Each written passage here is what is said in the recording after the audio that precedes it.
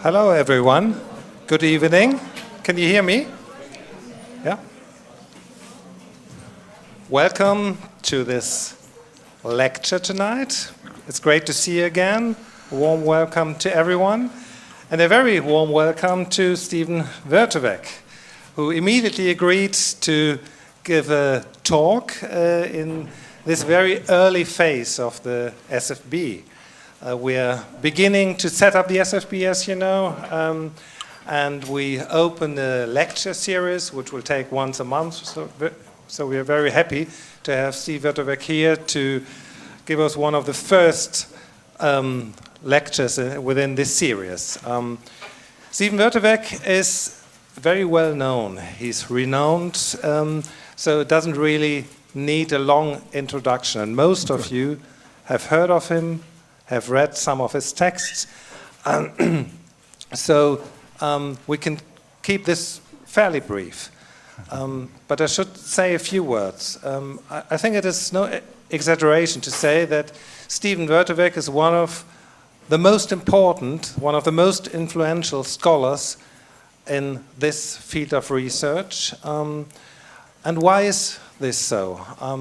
Well, first and foremost, he did many things. He contributed to many debates, but first and foremost, Steve he coined what has become a key notion of contemporary social theory, superdiversity.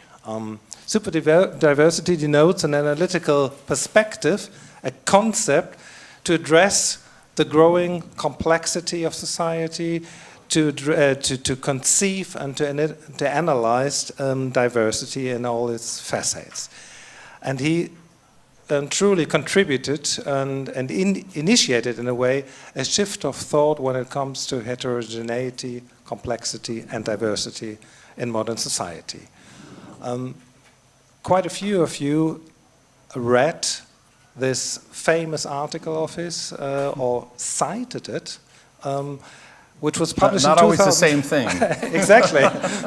But I wonder how the citation indexes, how they came about, because this article I mentioned, published in 2007, on superdiversity and its implications, which has been published in Ethnic and Racial Studies, has been cited more than 9,000 times. Apart from this article, he published extensively, literally hundreds of articles, dozens of books. So his publication output is truly enormous. He's one of the most cited scholars in the field of migration studies and diversity studies all over. So we're honored to have you here, Steve, at this very beginning of our collaborative research center work. Being a transnational scholar, he works and lives just around the corner, which is calm, peaceful, and picturesque Göttingen. In Göttingen, he acts as the founding director of the Max Planck Institute for the study of religious and ethnic diversity. He's an honorary joint professor of sociology and ethnology, and he's a supernumerary fellow at Linacre College in Oxford. And prior to his engagement in Göttingen as Max Planck director, he's worked in Oxford, at the University of Oxford, as a professor of transnational anthropology, and he founded Compass. Compass is one of our partner institutes in the context of the IMIS network, the Oxford Center on Migration, Policy and Society. And fortunately, we've had quite a long-standing exchange between our institutions, between IMIS and the MPE, Soon after he arrived in Germany, it was around 2008, or when did he get 2007, here? 2007. We exchanged, and we had invited him over to give another talk, to give a first talk. And ever since, we kept exchanged scholars and informed each other about our projects and worked on some collaborations. And as we recently just set up a new collaboration between the Reflexivity Lab of the SFB and some research activity which is going on in the MPI and beyond, on the epistemological foundations of data production. And I remember one visit in Göttingen. This was while we were preparing this big proposal for the SFB, and while looking for the approach we would decide for and we would actually write about and develop, we were at one point not particularly sure whether we should focus on production and call it production. We were sure in German to focus on the Produktion from migration, but due to at least my limited command of English, we were not sure how would it sound in English. Would it have the same connotations? Would it work, this phrase and this notion in English? So we asked for advice, and I still remember the way you strongly encouraged us to stay with this perspective. You said it's a cool concept, it's a cool perspective, so go for it, and this is what we did. And so here we are now, and we're very happy, Steve, very grateful that you immediately agreed, and now we are keen to listen on your talk on producing concepts, producing and reproducing concepts. Yeah. Thank you very much. Right. Yeah. Well, thanks, Andreas. I mean, after such a introduction, I mean, it's like no pressure now. But also, I mean, thank everybody for coming to this talk, because I'm just looking outside at all these people sitting in the sun on the grass. You could be out there, but you've chosen to be here. So again, no pressure on me to do something about it to make it worth your while, because, yeah, I hope you're not pining to be out there. I'm especially happy to come give a talk right as it were at the beginning of the SFB, because I hope some of the things, I've created a talk, not my usual kind of Superdiversity, what's happened talk, but tried to shape it in ways that maybe will be useful to the SFB and thinking about concepts of production, of migration, discourses, etc., that go into it. So anyways, but I have to say that I am advertising a book, so that's a, you know, let's get all the cards on the table, full transparency, no hidden agendas. And what I'll talk about today is actually a chapter in the book, or let's say based on a chapter. So yeah, so I'm getting something out of this. Hopefully you'll get something out of it too. But you know, when I was first talking to Jens and Andreas about what to talk about, they said, oh, could you know, you can promote the book. Thanks, guys, for letting me do that. But could you do something on this production idea, production of concepts, methods, approaches, and so forth?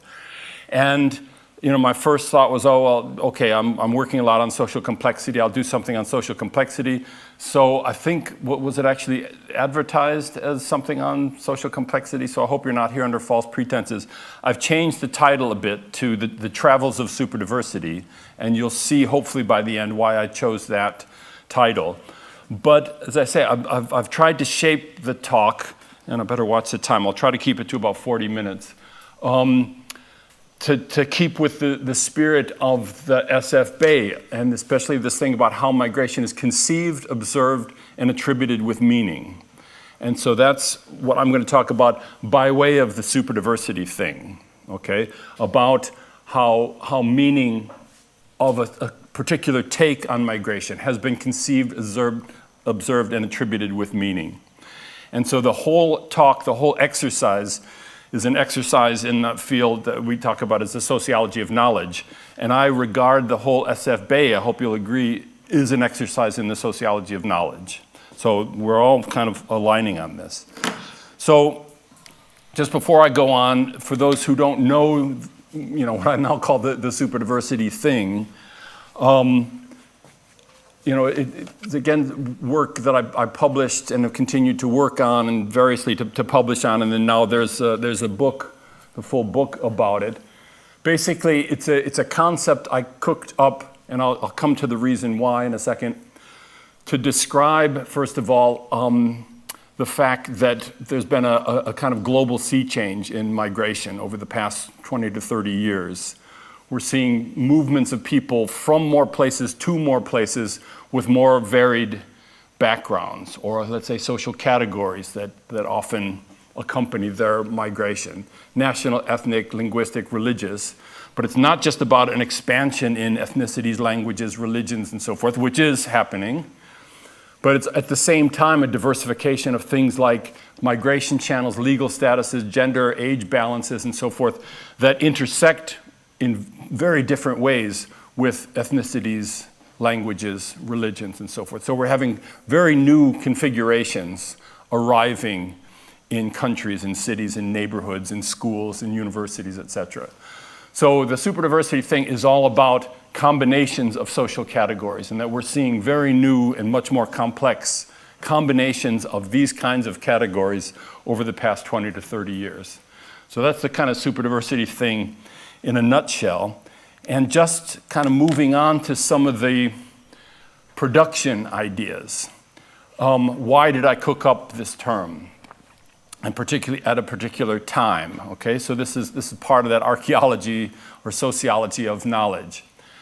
And it's based in figures. So the people in the figures cluster, are happy to hear about that. That basically, when I was back at Compass at Oxford, and working closely with the Home Office, and we were doing all sorts of, review of statistics and analysis and all this sort of stuff, I was reviewing things over a particular time period, and this graph particularly caught my eye, that in the UK, they talk about migration, obviously, of Brits coming back to the UK, of people coming from the EU. This was before EU expansion to Eastern Europe and so forth.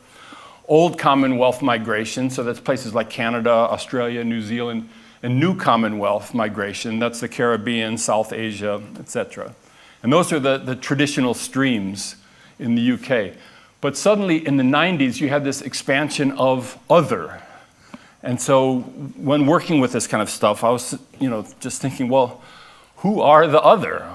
And what are they doing? And why? How are they coming? And so forth. And nobody was really looking at that.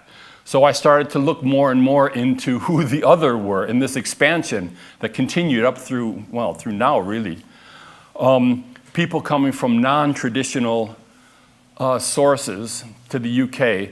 But as I looked into them more, I was seeing they were coming under very different channels and very different gender and age balances and legal statuses and so forth. So I just thought that the language and the conceptual approaches we had at the time wasn't doing justice to this expansion of source countries, migration channels, legal statuses, etc. So that's why I cooked up the term, but it was actually for three reasons. First, as I say, it was a descriptive thing to try to look at new configurations, complex new configurations happening, that the current language at the time, in the early 2000s, we just didn't have the language to talk about that. I'll come back to this.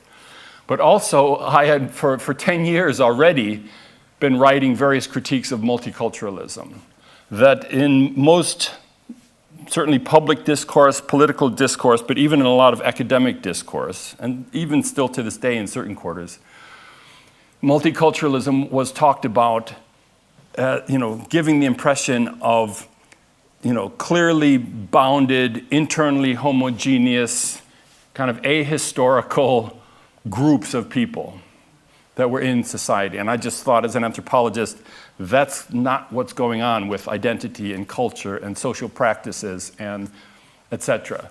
So I was always, I'm of course for the idea of cultural rights and all these sorts of things that go along with multiculturalism, but the way that groups are conceived within multiculturalism, I was always critiquing. And then now I had more and more data to show the internal complexity of any purported group or category. So superdiversity was meant as an alternative, as a critique, as a going beyond. And again, the super thing is not supposed to mean super powerful or great or anything like that. It was meant to indicate a social configuration that's superseded, that's above and beyond the diversity that was there before. That migration patterns were leading to something that superseded what was there before. And then finally, it was advocating a methodological approach to recognize we have to think about multiplicity, or it's the same kind of approach that a lot of people will associate with intersectionality. You have to look at the interaction of multiple categories to really get a sense of social processes, social practices, social configurations, and so forth. So again, that's why the superdiversity thing arose. So that's part of the production of a concept. You know, the reality was there in the figures, and people started doing more and more field work, you know, qualitative stuff and finding this. And so it was developing a new language to describe an approach, a critique, and a description. Okay. And so I'll just whip through some of this stuff.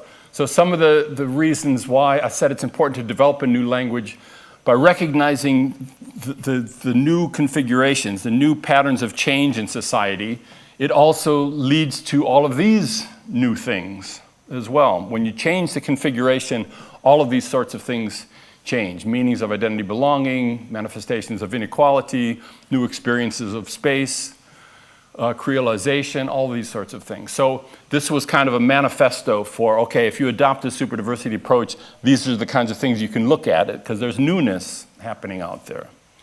Okay, it's all just part of the archaeology of knowledge, of a concept, why it came about, what I was pointing to. And so, you know, that was, mainly 2007. Actually, I had a Compass working paper in 2006 where I started to put the ideas together, and then the ethnic and racial studies thing came out. Anyways, since then, kind of as Andreas was already saying, to my surprise, but you know, pleasure of course, the term has kind of taken off and gotten adopted. So, you know, it's gotten into, surprisingly for me, into social policy, in countries all over the place, as far as, you know, New Zealand, Canada, UK, of course, in different sorts of policy spheres. It's gotten into public debates, you know, radio programs, public conferences, articles, stuff like that. It's been picked up in the press worldwide, often used in totally crazy ways, but nevertheless, it's been picked up in all these kinds of places. People have literally marched behind a banner of superdiversity. This is a picture that a friend of mine sent me from Brussels. People in a kind of anti-racism march, and you know, saying the secret ingredient against all forms of discrimination. Well, I never said that, but people have picked it up and infused it with their own meaning, and that's part of one of the takeaway messages that I'll be driving home. The way, once a concept is out there, it develops a life of its own and gets infused with different meanings. And that's, I think, going to be an important thing for the SFB to bear in mind, but I'll keep coming back to that. In Germany now, since I published the book in Germany, it's being examined in different places. Just last Saturday on this kids show on ARD, they had a segment on superdiversity, which I was kind of entertained by. You can look that up. It's on the Mediatek. So anyways, it's going around. But of course, it's been picked up a lot in academia. And so that's at the rest of the talk, or you know, the rest of 80% of the talk is going to be about how it's been taken up in academia by migration scholars. So these are all different conferences. And as Andreas said, the original Ethnic Racial Studies article has been cited about 9,000 times, but the original Compass paper, which I think actually, they took it off their website for some reason. They don't have working papers anymore. I think it probably came off, I don't know, around 2018, but people still citing that. But anyways, so together it's about 10,000 times it's been cited. But then, you know, so that's, you know, of course, kind of cool. I like that. But it's been taken up in lots of weird, if not wonderful, ways that I never intended or conceived of. And that's, again, part of the lesson to think about when thinking about any kinds of concepts around migration. So we'll come to that. So what I did some years ago, and this forms chapter 3 of the book, and I also refer to it in an article somewhere. Myself and a research assistant, we took 325 of the early publications after I did my thing in 2007.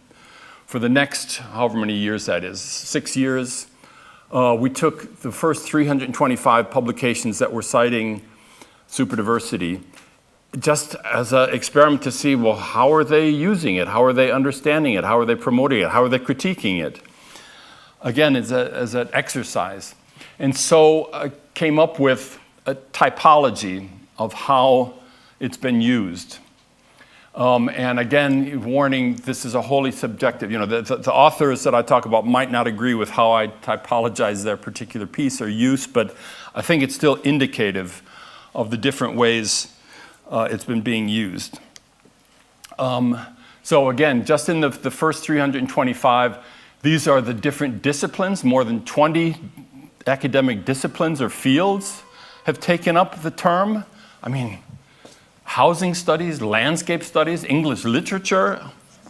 Anyways, but they did. And now, I mean, this was just 325. Imagine what it's like now with 10,000 citations. I have no idea where it's going, but I think probably what I'm going to point to, the 8 different ways it's been understood, I'm sure those 8 have been continued, but maybe it's up to 12 different uses now. I don't know. But I just show this as an example. And you know, my original use and data and material was all about the UK.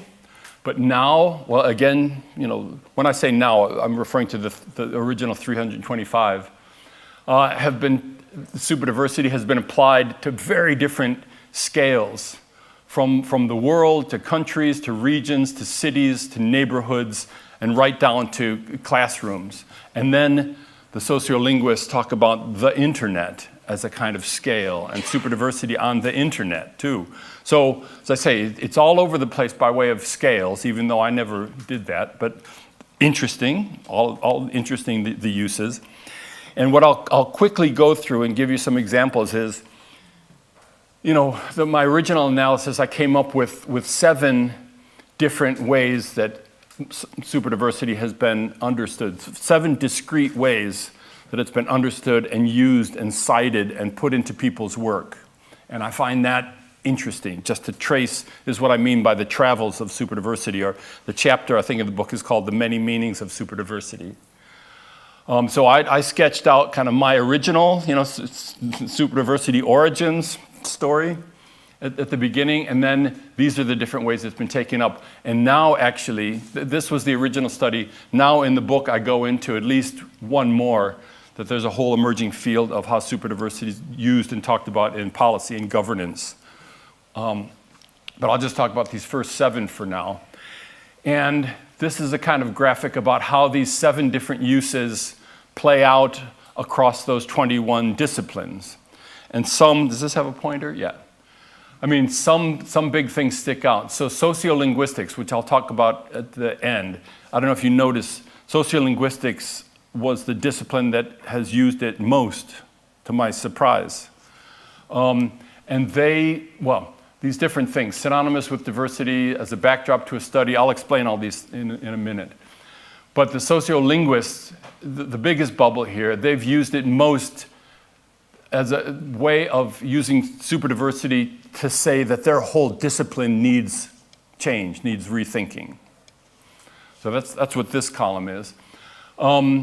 In geography and migration studies, as a broad thing, you get big patterns of use of people just referring to it as a backdrop. They'll say superdiversity and then go on for their study of Vietnamese second generation in Brussels or something like that. And then over here, as a way to invoke other kinds of complexity. Again, the sociolinguists lead the way here. And what's this? Ethnic and migration studies. People say, I'll explain all these in a minute, but just to show very different uses across very different disciplines, which was never intended, but there we go. All right, so the first thing, so all of these quotes, the next 7 slides, keep an eye on the time, the next 7 slides are going to be going through these 7 different meanings of multiculturalism, just to give you an idea of the very different ways that people have understood what I was trying to say, or understood what I was saying, but they want to use it in a slightly different way, and then we talk about some of the reasons behind that. So all of these quotes, the next slides will all have quotes. These are quotes directly from the literature. I didn't bother to give the citation for the presentation, but again, as a way of coaxing you to look at the book. By the way, you have to buy the German one, but the English one is open access. You can download it. So there you go. I don't know. We'll work on getting open access for the German one too. But anyway, so all of the citations and everything for these quotes are all in the book, but here I thought it would just clutter up the screen too much. So the first thing is a simple thing of people just taking the superdiversity thing, knowing that it's growing in vogue or being used all over the place, and they just talk about superdiversity when they could have used diversity. But just throw in superdiversity because maybe it sounds contemporary or something like that. So people, these sorts of things about, emerging diversity, becoming more diverse, demographic change. It's kind of a weak use of superdiversity when they just mean diversity. Okay, so this is the kind of meaning or way that people took it up that it enthuses me least. It's like they kind of didn't get it. But anyways, there's quite a bit of literature that does that. The second one, which is, as I say, in geography and migration studies, probably the most prevalent use, is people who, at the beginning of their article, say something about superdiversity. We're in a superdiverse world, or it's a time of superdiversity, or a stage, or we're in the era, or we've got to recognize superdiverse realities, or there are superdiverse places. And then it's gone, and then they get on with their specific study. So it's just a backdrop that people, a lot of people maybe, that's why there's a lot of citations. People maybe think that, these days you kind of have to say something about superdiversity because everybody else is saying it. But what I really want to talk about is second generation Vietnamese in Brussels or whatever it is. So it's kind of nice that people recognize there's something going on. And I still question why they think they have to do that. But their articles aren't really about superdiverse configurations, processes, practices, and so forth, if you see what I mean. So, and that, as I say, there's a lot of this going on, of just tick a box, say something about superdiversity, and move on. And that's what I mean by that emergent meaning. And then a different one is much more kind of methodological. People who draw upon superdiversity to criticize their own discipline, to say, look at this superdiversity stuff, we need to change our methodological tools. Yeah? So, we got to reassess what's going on. So people saying that, that this new superdiverse thing challenges the way we think about ethnicity and space, or, conceptual framework we have is really unsatisfactory because of all this superdiverse stuff, or we have to do new analysis, or a new approach is needed because of all the superdiverse stuff going on. And I think that's really interesting. And again, I'll come back to maybe some of the reasons for this right now. But you see what I mean? This is really quite a different way that people draw upon the concept than those other ones. And so it's an interesting sociology of knowledge thing about how people probably wanted to make the critique of their field anyways, and now they've got something they can latch on to use it as a tool to beat their discipline with, to say we've got to change what we're doing. And there's lots of terms that go along with this.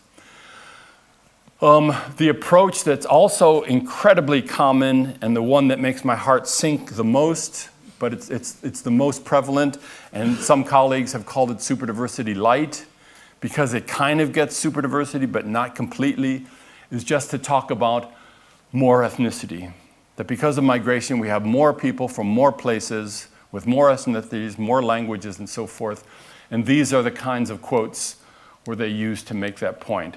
And again, it's true, but it's only really just one dimension of the changes that have been going on. And the whole superdiversity thing is about multidimensionality. It's ethnicity meets legal status, meets gender, meets age, etc. Yeah? But there's so many publications, and actually this is, when I had those examples of the policy world has only picked up on superdiversity light, really, just to talk about lots of ethnicities and so forth. And that Neunenhalb, that day kids program the other day, started off like that. And I was thinking, oh no, they're going to do a superdiversity light. But then they actually went on to talk about intersectionality and multidimensionality and so forth. And I was like, whoa, okay. And kids are getting this. Why can't grown-up scholars get this too? But anyways, so this is a very prevalent use that only kind of half gets it. And there are others who really want to pick up on and drive home this kind of multidimensional multiplicity, intersectional approach. And with quotes like this, that you've got to look at a range of variables and attributes, a mix of categories, a cross-tabulation, a confluence of factors. And some people are just really interested to drive home that message. And this is much more kind of pleasing to me. This is one of the take-home messages, as I say, about superdiversity as an approach, not just a descriptive term of what's going on, but how we need to approach migration and diversity is by looking at multidimensional stuff. So there are people who focus on this in their literature, in their citation of the term, and that's a lot more satisfactory. All right, coming to some others, there are, even before I published this superdiversity thing, I was part of a movement. There were a number of people, Schaller and Glick-Schiller and all sorts of people who were writing against the ethnic lens. You've probably heard that term before, yeah? That we've, for too long, migration studies and so forth have just had an ethnic lens, and we only look at ethnicity as a explanatory category that, that we use for all sorts of things. And so there's a whole movement anyways to say, no, we need to look at more than just ethnicity to find out what's happening with migrant communities and experiences and so forth. And so after the superdiversity thing came along, there are scholars who picked up that term as a way to further the methods that we need to look beyond just ethnicity as an explanatory, yeah? So ethnicity is inadequate. We have to look at internal divisions within groups. We need to look at various strands of identity and so forth. Ethnic groups aren't the optimal units. And then they cite superdiversity, saying, see, this is what we're talking about. So this is more closer to what I was intending. But again, you're getting the point. This is really quite a different take than those other takes as well. People pick out what they're already working on and seeing, can I use this term to further what I want to say? And that's kind of how a lot of academia and knowledge works. I mean, people who are writing PhD theses right now, you're in that stage right now. I want to say this. What literature can I draw on to help me say this? It's all part of the exercise, right?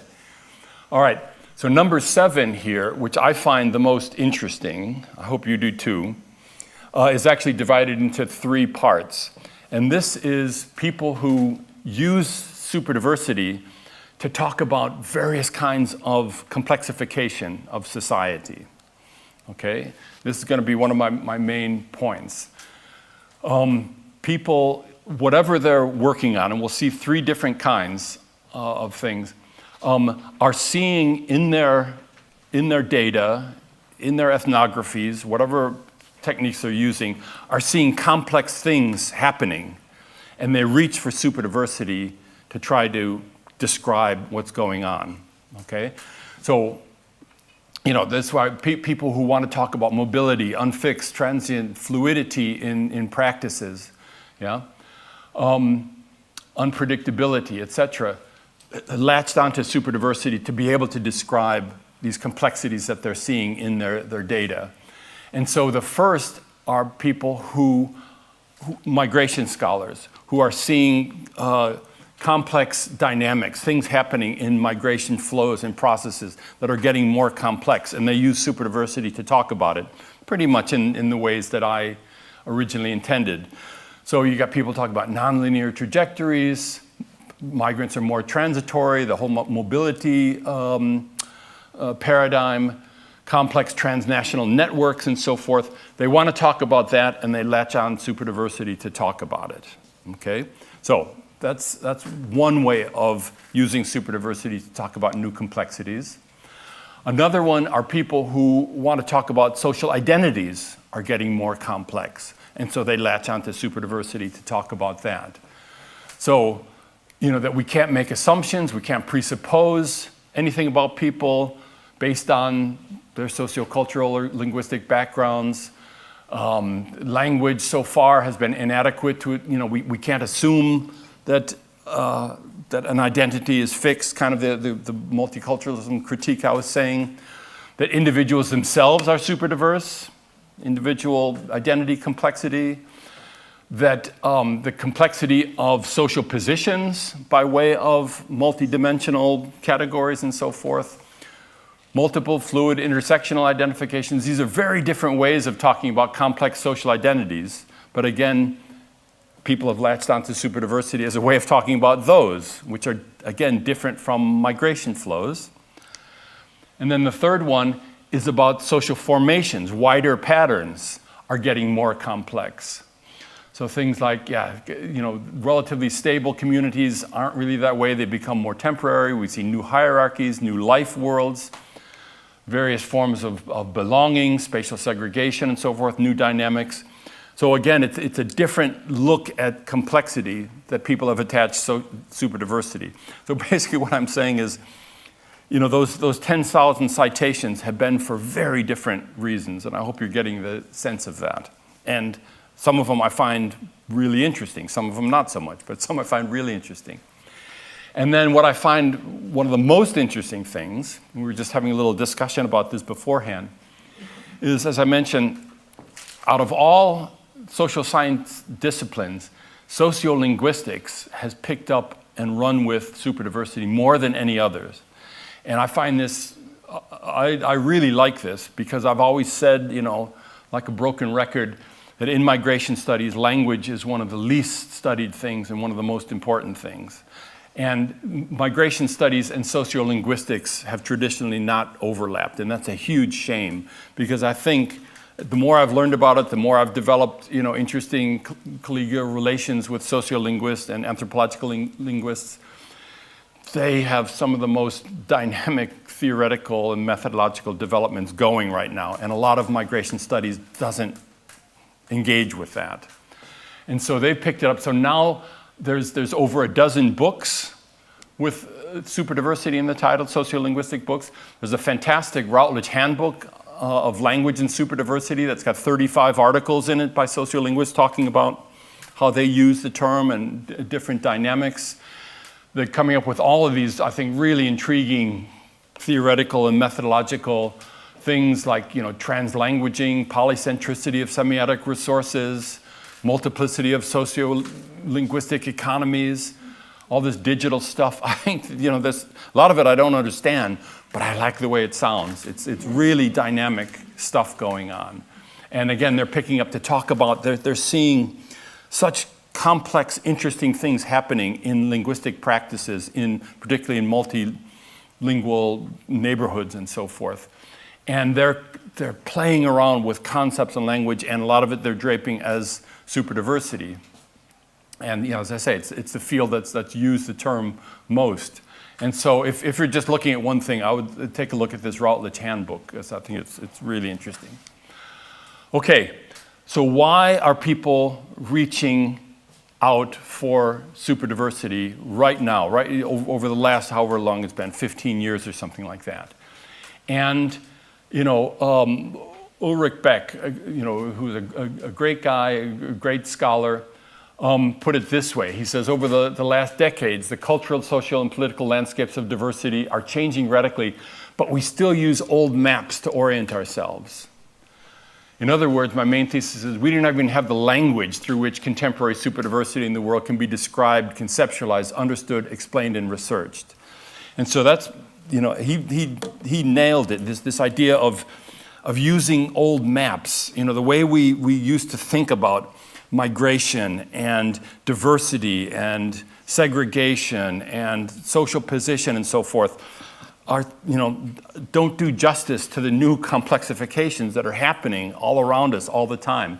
And that's my explanation for why the superdiversity thing took off like it did. I'm happy it did, and it took off in all these different directions. But it's really because I think scholars across all these different disciplines, right down to landscaping studies, were seeing things happening that they wanted to describe, and they didn't have the language for it. We didn't have the conceptual tools. And so they came across this superdiversity thing, and they, maybe it wasn't quite what they meant, but I'll use that as a placeholder to talk about the kinds of complex changes that I'm seeing in my data. Yeah? So that's why it's taken off, and why we've had all of these different meanings is because we didn't have the language, and I'd say we still don't. There's language emerging all the time, new concepts. Sometimes people cook up, what are called in English neologisms. They make up words like superdiversity. And sometimes those fail, or they're kind of goofy, but sometimes they really hit the nail on the head. And we have to reimagine new ways of describing social processes and more complex social processes. And so it's that kind of Beck observation. We need new maps, we need new language to talk about how things like superdiversity and social complexity are arising. Yeah? And so just the last couple of slides here, and then I'm about at my 40 minutes. This is another, I don't know if you've come across this perspective. Edward Said, people will know from Orientalism, great scholar. He has an important article called Traveling Theory. And he talks about how theoretical development or concepts in one field travel across disciplines, across the world, get applied to different settings and different scales. And he says in that process, they get reappropriated, reevaluated, recontextualized, adopted, enriched, critiqued. And this is really the sociology of knowledge. This is how knowledge works and is produced, especially when key concepts travel and get rethought and applied. And so I think, it's not about just reproducing the same idea or the same theory or the same term all the time, but that it's a fluid thing and people find new meaning. And so that's one of my real messages for the SFB. It's all about the production of meaning, but I would say, we look at production, reproduction, but also fluidity.